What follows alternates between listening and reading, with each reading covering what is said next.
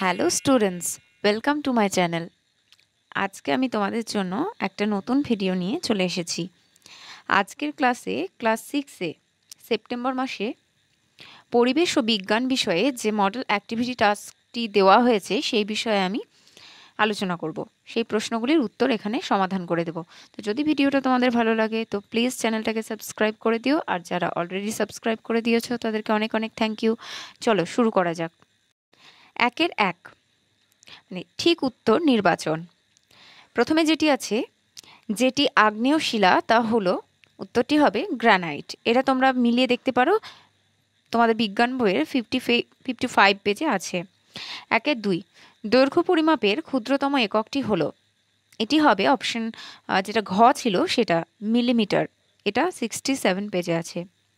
3 নম্বর, মানুষের বুড়ো আঙুলে যে ধরনের অস্থিসন্ধি দেখা যায় সেটি হলো, গয়েরটা হবে স্যাডল সন্ধি, সেটা 123 পাতায় আছে। এবার 2-এর ঠিক উত্তরের পাশে টিক আর ভুল উত্তরের পাশে ক্রস দাও। তো প্রথমে আছে, কোনো স্প্রিংকে চাপ দিয়ে সংকুচিত করা হলে তার মধ্যে গতিশক্তি সঞ্চিত হয়, এটি হবে ভুল, তাই এর পাশে দেওয়া হলো ক্রস। এটা তোমরা বইয়ে মিলে দেখতে পারো, 86 পেজে দেওয়া আছে। 2-এর-2 কোনো তরলের প্রবাহিত হওয়ার বেগ বাড়লে সেই তরলের মধ্যের চাপ বেড়ে যায়, এটি হবে ভুল। এটি 104 নম্বর পেজে আছে, মিলিয়ে দেখে নিও। 2-এর-3 লিগামেন্ট পেশির সঙ্গে হাড়কে যুক্ত করে, এটিও ভুল। লিগামেন্টের কাজ পেশির সঙ্গে হাড়কে যুক্ত করা নয়। তো এটি 120 নম্বর পেজে আছে, তোমরা দেখে নিও। এরপর 3-এর-1 কোশ্চেন যেটা আছে সেটা হলো, ভোঁতা ছুরিতে সবজি কাটা শক্ত, ব্যাখ্যা করো। তো চলো উত্তরটা লেখা যাক। আমরা জানি চাপ সমান বল বাই ক্ষেত্রফল, অর্থাৎ একক ক্ষেত্রফলের উপর প্রযুক্ত বলই হলো চাপ। চাপ ক্ষেত্রফলের সাথে ব্যস্তানুপাতিক, অর্থাৎ চাপ বাড়লে ক্ষেত্রফল কমবে আর চাপ কমলে ক্ষেত্রফল বাড়বে। তাই একই বল প্রযুক্ত হলে বলের প্রয়োগ ক্ষেত্রের ক্ষেত্রফল যত কমবে চাপও তত বাড়বে। ভোঁতা ছুরির কার্যকরী অংশের ক্ষেত্রফল ধারালো ছুরির থেকে বেশি হয় বলে চাপ ভোঁতা ছুরির ক্ষেত্রে কম পড়ে। তাই ভোঁতা ছুরিতে সবজি কাটা শক্ত হয়। এরপর 3-এর-2 নম্বর যে প্রশ্নটা আছে সেটা হলো, মানবদেহে কিভাবে ফুসফুস থেকে বিশুদ্ধ রক্ত বাম নিলয়ে পৌঁছায়। উত্তরটা হলো, বিশুদ্ধ রক্ত অর্থাৎ যে রক্তে কার্বন ডাইঅক্সাইডের তুলনায় O2 অর্থাৎ অক্সিজেন বেশি থাকে তা ফুসফুসীয় শিরা দিয়ে পৌঁছায় বাম অলিন্দে।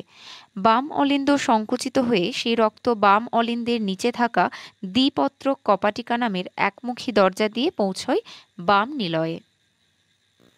এরপর 4-এর-1 আছে, সমস্ত জীবাশ্ম জ্বালানির মূলেই আছে সূর্যের শক্তি। তো উত্তরটা লেখো। সমস্ত জীবাশ্ম জ্বালানির মূলেই আছে সৌরশক্তি। সূর্যের সৌরশক্তি উদ্ভিদের মধ্যে এবং উদ্ভিদের থেকে প্রাণীদেহে রাসায়নিক শক্তি বা স্থিতিশক্তি রূপে জমা থাকে। বহু কোটি বছর আগের উদ্ভিদের অবশেষ মাটির নিচে চাপা পড়ে ধীরে ধীরে গরমে আর চাপে কয়লায় পরিণত হয়। আবার উদ্ভিদ ও প্রাণীর দেহাবশেষ পাললিক শিলার নিচে থাকতে থাকতে বহু কোটি বছর পরে পেট্রোলিয়াম ও প্রাকৃতিক গ্যাসে পরিণত হয়। পেট্রোলিয়াম থেকেই আমরা ডিজেল, পেট্রোল, কেরোসিন ইত্যাদি জ্বালানি পাই। সুতরাং বলা যায় সমস্ত জীবাশ্ম জ্বালানির মূলেই আছে সূর্যের শক্তি।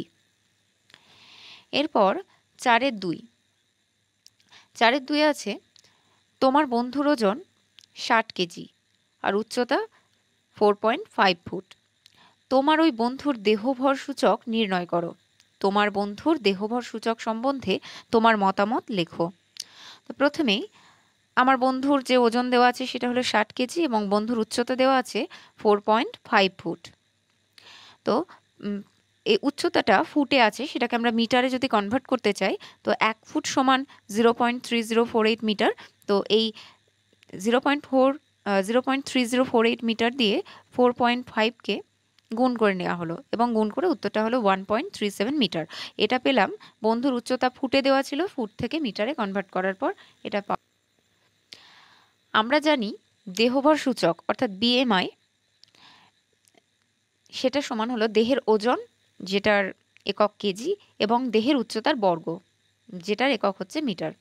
তো বর্গ, তো এবার সূত্রটা বার করতে গেলে হবে বন্ধুর দেহভর সূচক সমান 60, যার ওজন দেওয়া ছিল 60, আর বাই এই যে দেহভর সূচক যেটা আমরা পেলাম, তার দেহের উচ্চতা 1.37 মিটার, সেটাকে দুবার গুণ করা হয়েছে। এখানে দুবার গুণ, কেননা দেহের উচ্চতার বর্গ করতে বলা হয়েছে। দেহের যে উচ্চতা ছিল সেই একই সংখ্যা দিয়ে গুণ করলে বর্গ পাওয়া যায়, আমরা জানি, তাই দুবার গুণ করা হলো।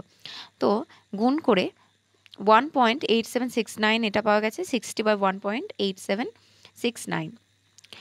এবার এটাকে ভাগ করে নিলে 31.97 এরকম পাওয়া যাবে। অর্থাৎ পুরোপুরি এটা দেওয়া নেই, পুরোপুরি একদম যেহেতু পূর্ণ সংখ্যা নয়, তার জন্য এখানে প্রায় করা হলো।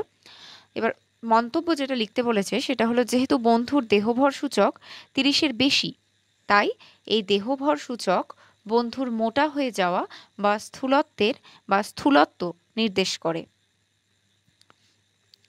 তো ক্লাস 6-এর পরিবেশ বিজ্ঞান বিষয়টি এখানে আলোচনা করে দেওয়া হলো। যদি ভিডিওটা ভালো লাগে তাহলে প্লিজ চ্যানেলটাকে সাবস্ক্রাইব করে দিও। Thank you.